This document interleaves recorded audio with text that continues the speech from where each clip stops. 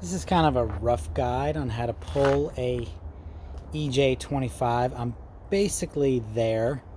So this is an EJ25. This is a non-turbo, so it's a little bit easier. I think the only thing that the turbo has is the air filter is in that corner over there. There's an intercooler up here, and then the turbo is somewhere in here. But I think a lot of that stuff can stay on the engine. Basically, on these, what I did was disconnected the power steering pump and shoved it in this fender here. The lines are fine, they'll be perfectly fine. You stick it over there, you don't need to disturb that system. You can see the air conditioning compressor sitting over here.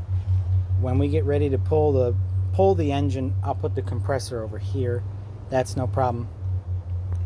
The other stuff you need to get out of the way is the fan and the radiator. There's just not enough room because when you get the transmission bolts off, there are these studs back there and you need to slide the engine forward a good bit.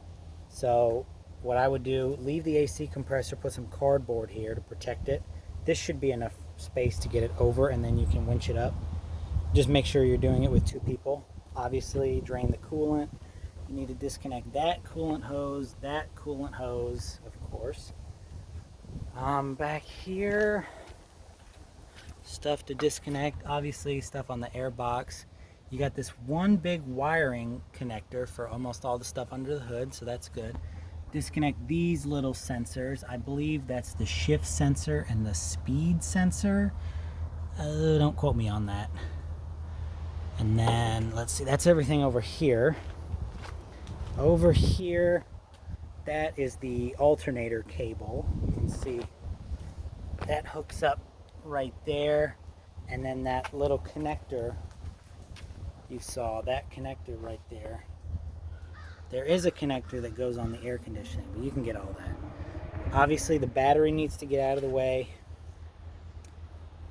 I took out this because these are the bolts for the AC compressor, and they go through the compressor, and when you're taking it out, it will hit right here on the intake manifold. So I took that whole bracket out, but that bracket needs to go back in because this is the main lifting point right here. So I'll probably leave the alternator on it, put it back on, and then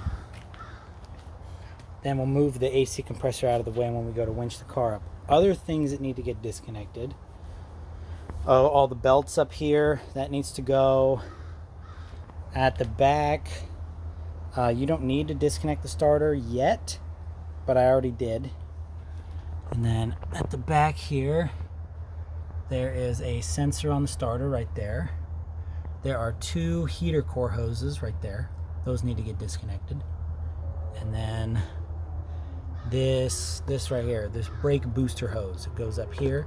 That needs to stay out of the way over there. Let's see what else. That's pretty much it. There are everything you see here. See, look.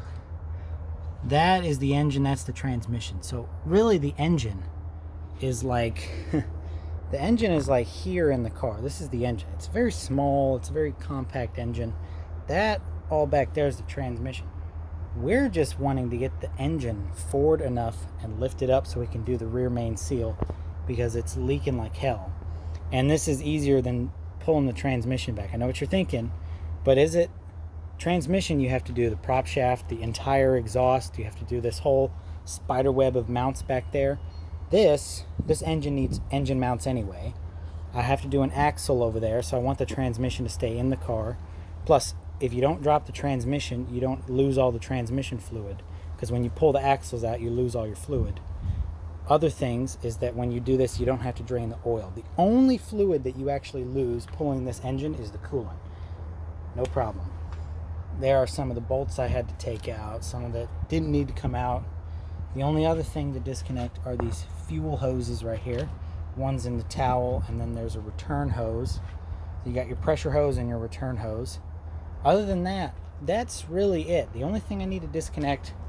Now, there's a video where she disconnects the exhaust manifold and leaves it attached. I don't really think that that's a good idea. I'm gonna disconnect it's under there. I'm gonna disconnect the cat from the exhaust manifold. There's a little triangle connector. And then I believe that you can leave this mount in, because that's part of the transmission, not the engine. But you might have to remove it because when you start lifting, it's gonna tilt, and you wanna get that off so you can get some tilt going. Yeah, other than that, it's really not that hard. Pulling one of these is really easy. This only took me a few hours, really. So that's just some tips if you ever want to do it. It's really not that hard, especially if you're not in an Impreza and you're in a Legacy. One of these Legacies is there's a lot more space under the hood, because these are designed to also take a 6-cylinder. Now imagine this a little further up with another cylinder. Could be cool. Anyway. Oh yeah, forgot to mention. This one's a manual. We just did a clutch and flywheel on it, but the rear main seal has decided to leak, so that's what we're doing.